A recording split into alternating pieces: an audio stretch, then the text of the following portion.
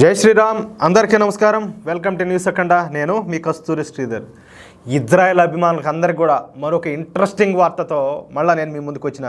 సూపర్గా ఉంటుంది న్యూస్ మాత్రం. దయచేసి ప్రతి ఒక్కరు కూడా ఎక్కడ వీడియో స్కిప్లు కొట్టకుండా జాగ్రత్తగా ఉండండి ప్లీజ్.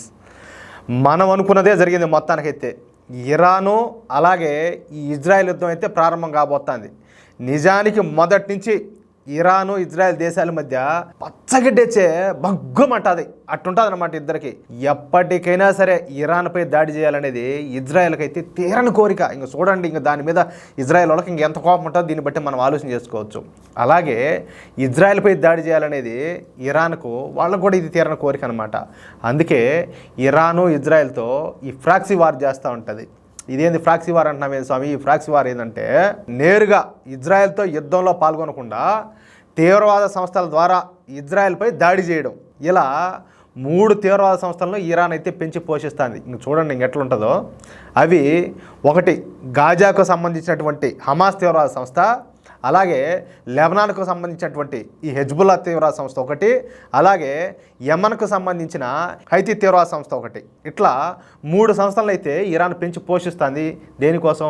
ఇజ్రాయెల్ దెబ్బతీయడం కోసం. ఈ సంస్థలకు ఆయుధాలు, శిక్షణ, అలాగే నిధులను స్వయంగా ఇరాన్ దేశమే ఏర్పాటు చేస్తూ ఉంటుంది. ఇక ఈ 3 తీవ్రవాద సంస్థల లక్ష్యం కూడా ఏంటంటే ఇజ్రాయెలే. అయితే ప్రస్తుతం ఈ 3 తీవ్రవాద సంస్థలపై ఇజ్రాయెల్ అయితే యుద్ధం చేస్తూ ఉంది. ఇది మనకు విషయం తెలిసిందే.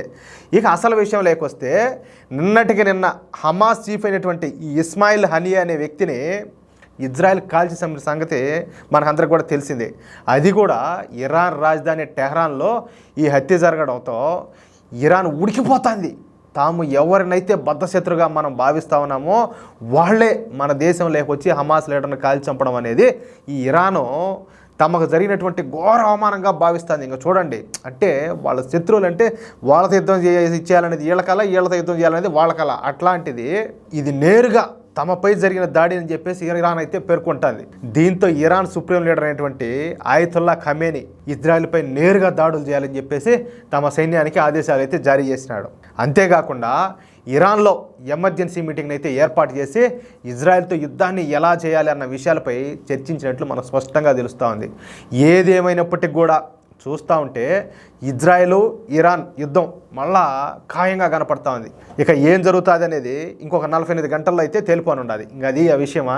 మొత్తానికి ఇన్నాళ్ళు ఏంటంటే 3 తీవ్రవాద సంస్థలను అడ్డం పెట్టుకునేసి ఇరాన్ అయితే ఇజ్రాయెల్తో డ్రామాలు దొబ్బుతా ఉన్నింది. కానీ ఇప్పుడు నిన్న జరిగినటువంటి ఘటనతో ఇంకా డైరెక్ట్గా ఇరానే ఇంకా రంగంలో దూకాల్సి వచ్చింది.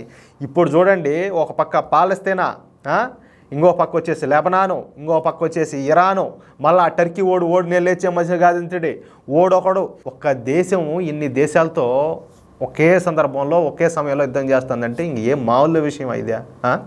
బాబ్బా, అసలు తలుచుకుంటా ఉంటేనే ఇంక ఎట్లా ఉన్నదంటే అట్లా ఉన్నది ప్రాణానికి. మామూలు విషయం ఇదే? ఏంది అని అయినా వాళ్ళది గుండె ఏంది ఆ స్వామి ఇజ్రాయెల్ వాళ్ళది? యాడ్ నుంచి వచ్చింది ఈ ధైర్యము? నిజంగా ఏదేమైనా కూడా వాళ్ళ దేశభక్తికి అయితే సెల్యూట్ చెప్పాలా. అట్లా ఉండాలి దేశం అన్నా, దేశ పౌరులన్నా. మనకు ఉండారు చెత్తం ఉండా కొడుకులు అంతా. ఇంకెట్టోళ్ళు ఉన్నారు ఇంక మనకందరికి కూడా బాగా తెలిసిందే.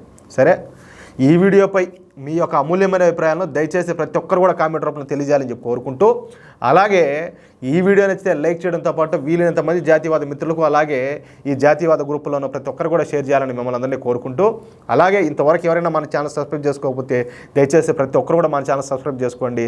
అలాగే మనం అందించే ప్రతి వాల్యుబుల్ న్యూస్ను పొందడానికి తప్పనిసరిగా బెల్ సింబల్ క్లిక్ చేసి నోటిఫికేషన్ ఆన్లో ఉంచుకోండి ప్లీజ్. జై శ్రీరామ్.